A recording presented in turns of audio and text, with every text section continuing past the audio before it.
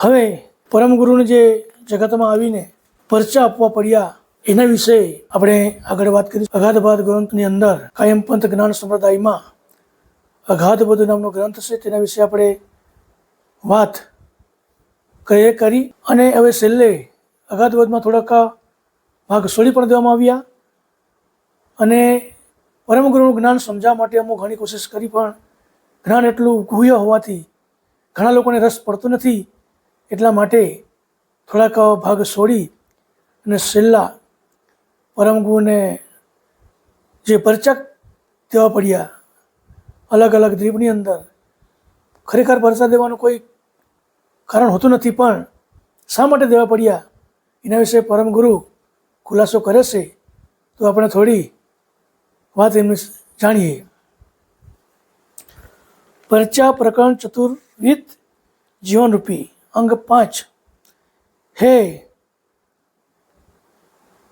દયામય પરમ ગુરુ, આપ કહી ગયા શકરતા સિવાય તરુણું પણ ચાલી શકતું નથી. તો પછી આગળ જમાનામાં મોટા મોટા આચાર્યો તથા અવતારાદી થયા, અનેક પ્રકારે પરચા દેખાડી ગયા. જગતમાં જે કોઈ પરચા કરે તેને જ લોકો માને છે, પરચા ના કરે તો તેને કોઈ માનતું નથી. તો અનેક આચાર્યો કે પરચાઓ દેખાડી ગયા એમ કહે છે. કેટલાક મહિલા જીવતા કર્યા, લુલા લંગડા, આંધળા, પાંગડા વગેરે હાથ પર આંખ પર આપી કેમ આપી ગયા હશે? વળી તે કહી ગયા કે કરતા સિવાય તરણ હાલતું નથી, તો પછી આવા પરચા કેવી રીતે આપ્યા? હે હંસ, આ વિષય સ્પષ્ટ સમજાવું છું તે સાંભળો. શા માટે મારે પરચા આપવા પડ્યા? કરતા માલિક સિવાય કોઈ પાંદડું પણ જગતમાં હાલી શકતું નથી. છતાં અલગ અલગ દ્વીપની અંદર પરમ ગુરુ આવે છે, જે આપણે આગળ બધી દ્વીપોની વાત કરી છે તેની અંદર. તો શું શા માટે શું શું પરચા આપ્યા એ આગળ ખુલાસો છે, કેમ આપવા પડ્યા, તો તેના વિશે પરમ ગુરુ સ્પષ્ટ કરે છે. હું ગ્રંથને વિશે પરચા વિશે વાતો કરી ગયો છું, પરંતુ તે વિષય સ્પષ્ટ ખુલાસો અત્યારે કરું છું, તે સાંભળો. જુઓ, જગતને વિશે 4 પ્રકારના જીવ છે. તે પૈકી એક જિજ્ઞાસુ, બીજો મુમુક્ષુ, ત્રીજો અર્થાર્થી, ચોથો વિષય જીવ છે. 4 પ્રકારના જગતમાં જીવ છે એ સમજાવ્યા. આ 4 પ્રકારના જીવ કરતાથી થાય છે તે વિષય કયા દ્રષ્ટાંતથી સમજાય તે હું કહું છું, સાંભળો. જુઓ, એક જ જળથી 4 વસ્તુ ઉત્પન્ન થઈ છે. તે પૈકી એક પરપોટો, બીજું મીઠું, ત્રીજો કરો, ચોથું મોતી. જળથી 4 વસ્તુ જળથી થયેલી છે એમ પરમગુરુ આપણને સમજાવે છે. પાણીમાંથી થયેલી છે. યથાર્થી જીવ તો બરફના કરા જેવો જાણવો. અર્થાથી જીવ બરફના કણા જેવો જાણવો, તથા વિષય જીવ તો મોતી જેવો જાણવો. એ અંશ, આ પૈકી જિજ્ઞાસુ જીવ ન્યાય સહિત કરતા સંબંધી જ્ઞાન સંભાળવાની સાથે ચેતી જઈ શરણે આવ્યા. પછી તેણે ગુરુએ કર્તાની ભક્તિ જેવી રીતે કહી તેવી રીતે કરવા લાગ્યું. મુમુક્ષુ સાથે તો અમોએ દોસ્તી કરી, એટલે એકતા થઈ. ત્યારે ધીરે ધીરે ઉપદેશ કરતાં તેનું હૃદય પીગળ્યું અને અમારે શરણે આવ્યું. આ મુમુક્ષુ જીવને પણ કર્તા સંબંધી ભક્તિમાં લગાડ્યું. હવે અર્થાર્થી જીવને જન્મ મરણ અને 84ના ફેરાનું તેમજ નરકનું ભય દેખાડી ઉગાડ્યું. ત્યારે તે જીવ ગલિત થઈને અમારે શરણે આવ્યો. તેને પણ કરતા સંબંધી ભક્તિ પાછળ લાગ્યો. હવે આ ઉપરાંત વિષય જીવને તો ઉપર કહેલા 3 પ્રકારે જ્ઞાનની આદ રહીને બીજા અનેક પ્રકારે સમજાવ્યા, પણ કોઈ જીવ એકે પ્રકારે સમજ્યા નહીં અને અમારી પાસે પણ આવ્યા નહીં. જગતના આવા પ્રકારના માણસો વિશે, જીવો વિશે વાત પરમગુરુ કરે છે. તે અમારાથી અલગ અલગ રહેવા લાગ્યા. ત્યારે અમુને પેલા 3 પ્રકારના હરિજનો એને કહ્યું કે આ લોકો અમારી પાસે કેમ આવતા નથી? એ લોકો તમે કેમ સમજાવીને અમારી પાસે લાવો? તો લોકો અમે હરેક પ્રકારે સમજાવીએ પશુ સરખા જંગલી માણસની હારમાં લાવીશું.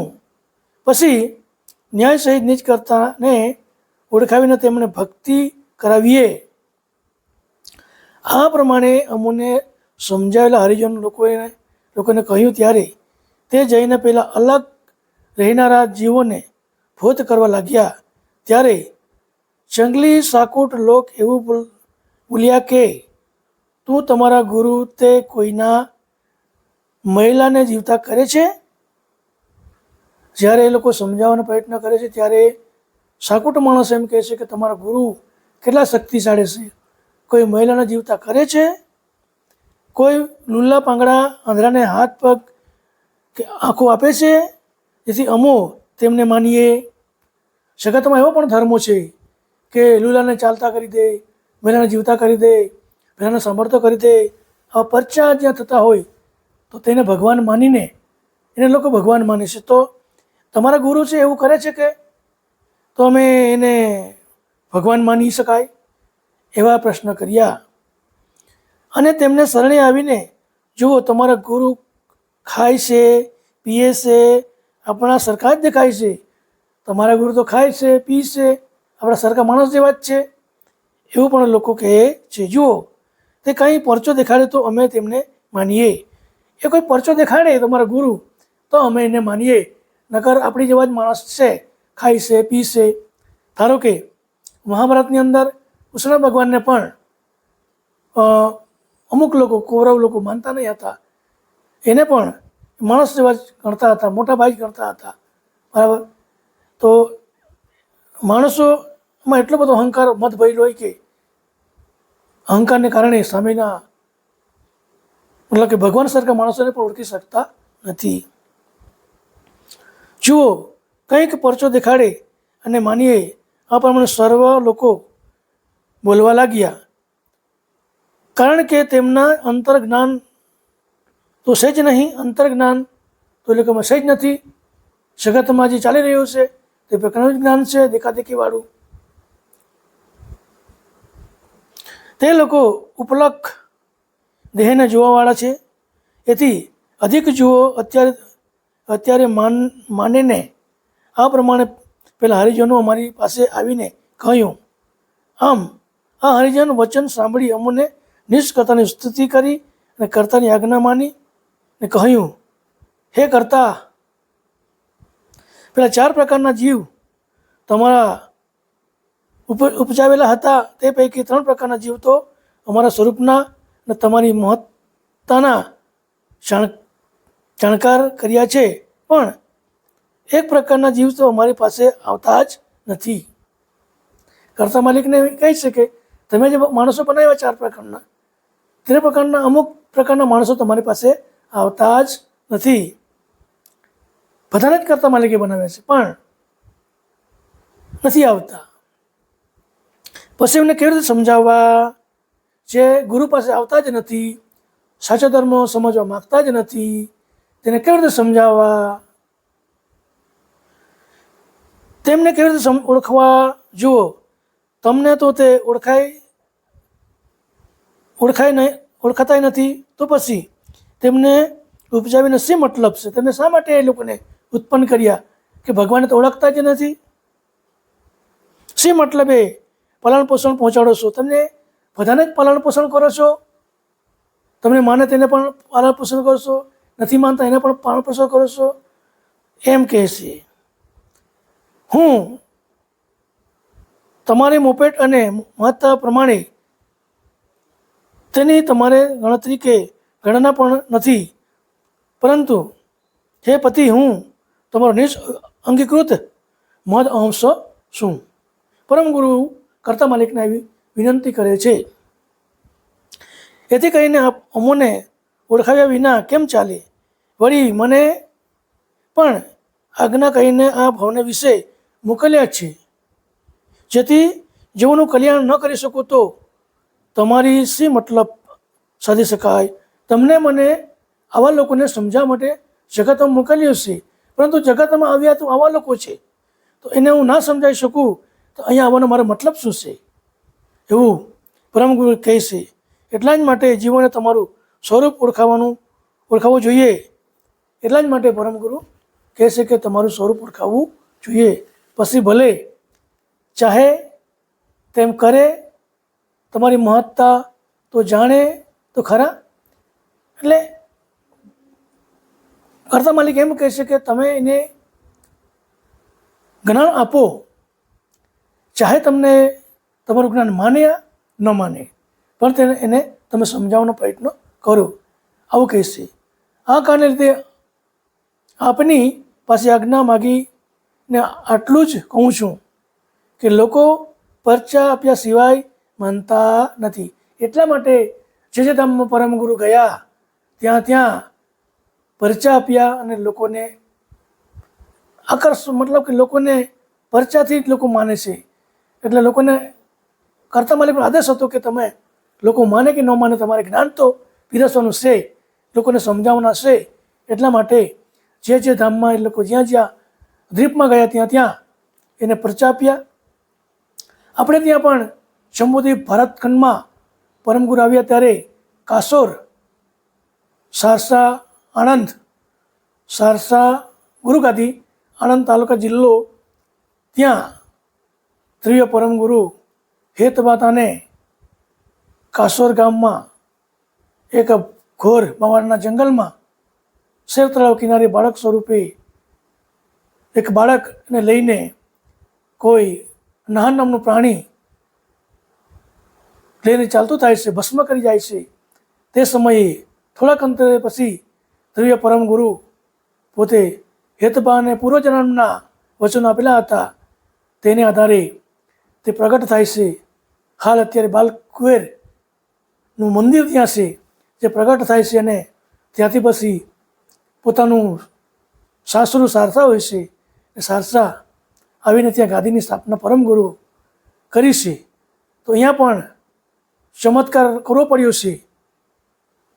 ચમત્કાર ના કરે તો અમુક લોકો ચમત્કાર વગર ભગવાન તરીકે ઓળખતા નથી. એટલા માટે અહીંયા પણ ચમત્કાર કર્યા પડ્યા છે. પરચા આપના હુકમ સિવાય કેમ અપાય? જે પરચા આપ્યા છે તે કર્તા માલિક જ આપ્યા છે.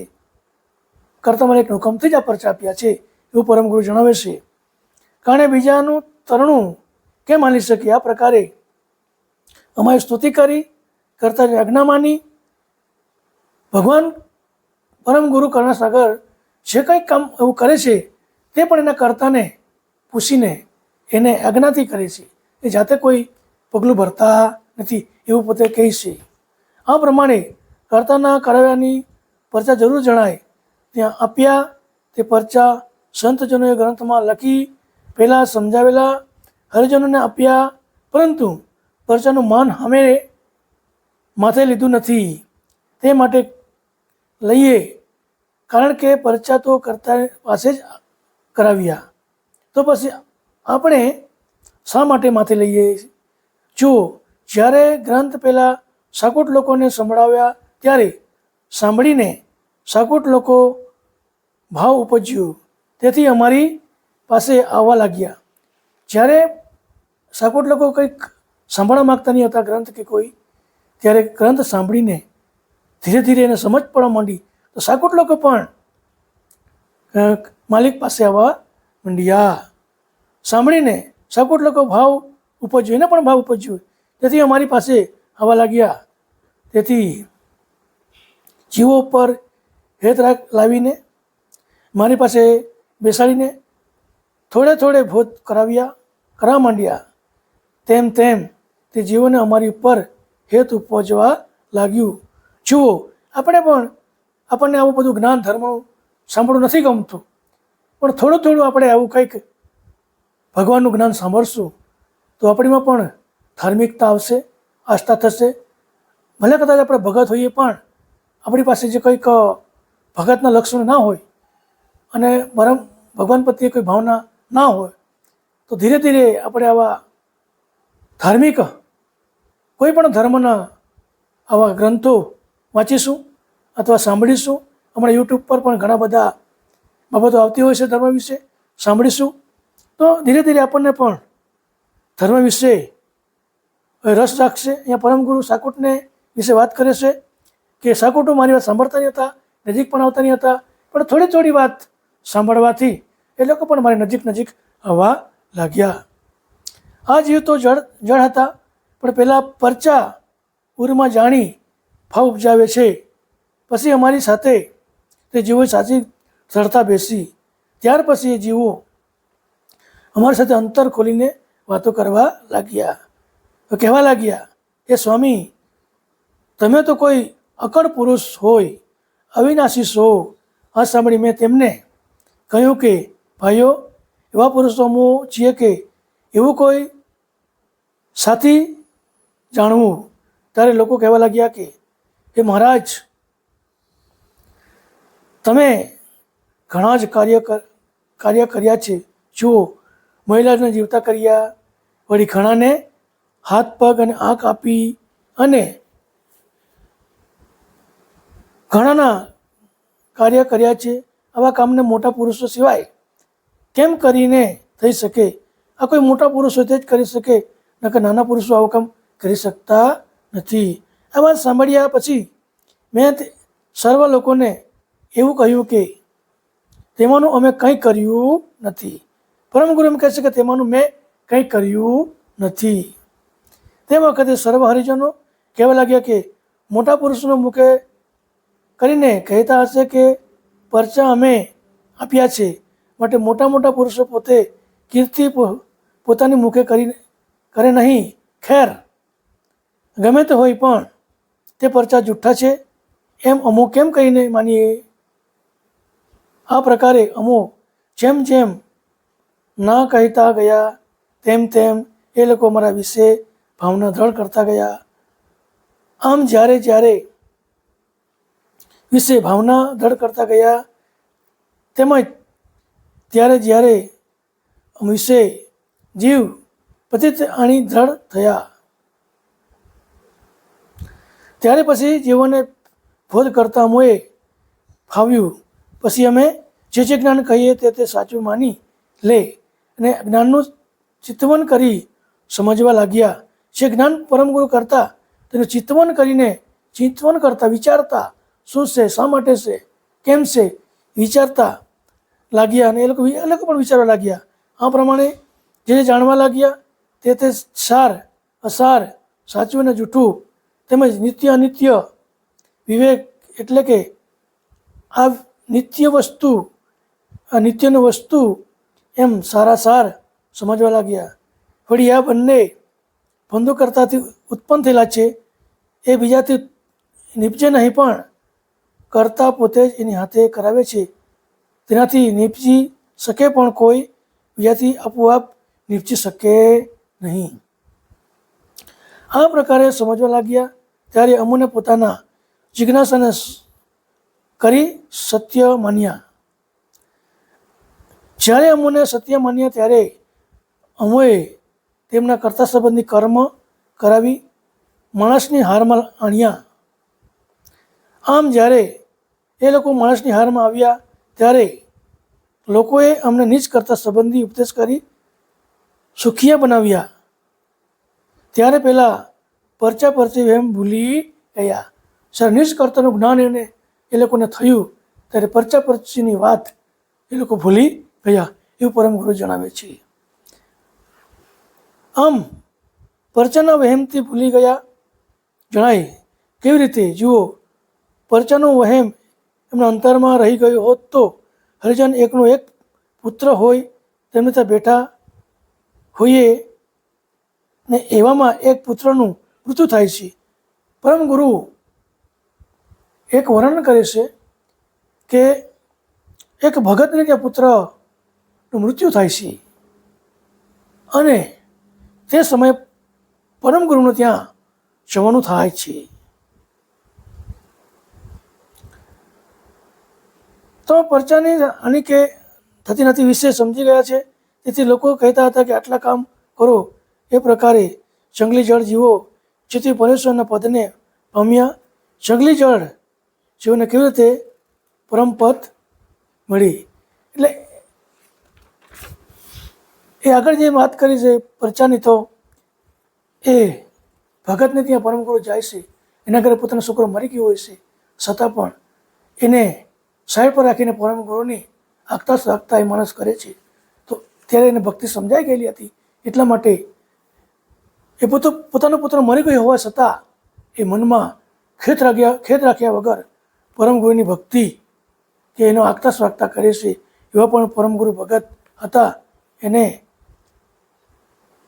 એ નોંધ કરી છે. તે વિશે દ્રષ્ટાંત આપું તો સાંભળો. 4 પગા પશુને મસ્ત હાથીને છાલી વશ કરવું હોય તો એક મોટો ખાડો ખોદી તેના ઉપર કાગળની હાથણી ઊભી રાખી અને તે પછી હાથણીને જોઈ વિષાદ હાથી હાથણી તરફ દોડે, જેથી કરીને ખોદેલા ખાડામાં પડે છે. જુઓ, આ હાથણી સાચી છે ના જૂઠી છે. તે હાથી સાચો જાણીને ખાડામાં પડ્યો. પછી તે વશ કરીને રાજાની સવારી લાયક થયો. આ રીતે હાથીને જૂઠી હાથણીની કાગળની બનાવીને એને પાછળ હાથી દોડે છે અને ખાડામાં પડે છે. આ રીતે એને કાબૂમાં લે છે હાથીને, અને હાથી પર રાજા સવારી કરે છે. આ બાબતને લાગતું કોઈ બીજું દ્રષ્ટાંત કહું તો સાંભળો. જંગલમાં સિંહ રહે છે, પણ તે કોઈને હાથ લાગતો નથી, પરંતુ તેને પણ અંજાડી કે પાંજરામાં છેતરીને પકડી લે છે. પાછળથી તેને વસ્તીમાં લાવી ભણાવે છે, તાલીમ આપવામાં આવે છે. આ પ્રકારે પહેલાં શાકૂટ જંગલી જીવ પણ એવા જ હતા. શાકૂટ અને જંગલી જીવ પણ આવા જ હતા, પણ તેમને પરચી પાંજરામાં અજાણીમાં પાડી પરમેશ્વર ખપ લાગે તેવા કર્યા. જુઓ, આ પ્રમાણે આચાર્યએ સારું કર્યું કે ખોટું? સારું જ કર્યું. આમ ન કર્યું હોત તો પ્રેમ દયામય પતિને કામ આવે તેવા જીવ તૈયાર થાય નહીં. બીજો દ્રષ્ટાંત આપું છું, સાંભળો. કોઈ બાળકને કોઈ રોગ થયો હોય તો ઔષધ લગાવીને મટાડવાથી ખાતર તેને માતૃશ્રીની હાથમાં ખાલી મુઠ્ઠીવાળી કહે, હે બેટા, જો આટલું ઔષધ પી જા, મારી મુઠ્ઠીમાં લાડવો છે તો હું તને આપું. આ પ્રકારે માતૃશ્રી જૂઠું બોલીને બાળકને ઔષધિ પીવડાવી દે છે. તો એ જ પ્રકારે એને રોગ મટાડે છે. આ બાળક પીતું નથી તો માતા એને છેતરીને પણ લડ્ડુ છે હાથમાં, તું દવા પી લે, આવું વચન આપીને એને દવા પાઈ દે છે. વાસ્તવમાં લડ્ડુ હોતું નથી, પણ આમ કહીને પણ દવા બાળકને પાય છે અને રોગ મટાડે છે. તો મોટા પુરુષો જગતરૂપ બાળકને જ્ઞાનરૂપી ઔષધ ખવડાવવાથી મોક્ષ મળે છે. તો જગતમાં એવા ઘણા બધા જીવ છે કે જે ભક્તિને કે મહત્ત્વ આપતા નથી. ત્યારે એવા જ્ઞાની પુરુષો એવી ઔષધિ, જ્ઞાનરૂપી ઔષધિ ભગતને કે પાય છે. ત્યારે આ પ્રકારે એને પીવડાવીને પણ મોક્ષ પમાડવાનું કામ પરમગુરુ કરે છે, અથવા એવા મોટા પુરુષો કરે છે. આ પ્રમાણે આ પરચીની જે વાત હતી તે આપણે કરી, અને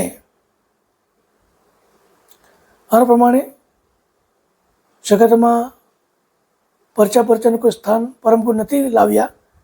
પરંતુ આવા છાકૂટ કે જે 4 પ્રકારના જે પુરુષોની જે વાત કરી, જે કોઈની વાત સમજતા નથી, તો તે લોકોને સમજાવવા માટે પણ આવા પરચા કરવા પડ્યા. અને ધીરે ધીરે થોડી વાતો કરીને એને જ્ઞાન સમજાવવું પડ્યું. આ રીતે એને જ્ઞાનરૂપી ઔષધિ પાવી પડી. તો લોકોને સમજાવવા માટે પણ પરમ ગુરુને પરચા કરવા પડ્યા છે એવું આપણને સમજાવે છે. નકર પરચા કરવાની કોઈ જરૂર નથી. આવડા મોટા પરમ ગુરુને કોઈ પરચા કરવાની કોઈ આવશ્યકતા નથી, પણ જગતમાં આવા લોકોને સમજાવવા માટે પરચા કરવા પડ્યા. તો આ રીતે અઘાતબોધ નામનો ગ્રંથ જે હતો આપણે એને આજે પૂર્ણ કરીએ છીએ. અઘાતબોધ ગ્રંથ વાંચવામાં, સમજાવવામાં જે કંઈ મારી ભૂલ થઈ હોય ક્ષમા કરશો. અને પરમ ગુરુએ હમણાં કહ્યું તે પ્રમાણે ધર્મને, જ્ઞાનને વાંચવાનું, વિચારવાનો પ્રયત્ન કરશો અને આપણું જીવન ધન્ય બને. કર્તા માલિકને ઘેરે જવાનો મોકો મળે, રસ્તો મળે તેવા પ્રયત્ન કરજો. સતગુરુ સાહેબ, સતગુરુ સાહેબ, સતગુરુ સાહેબ.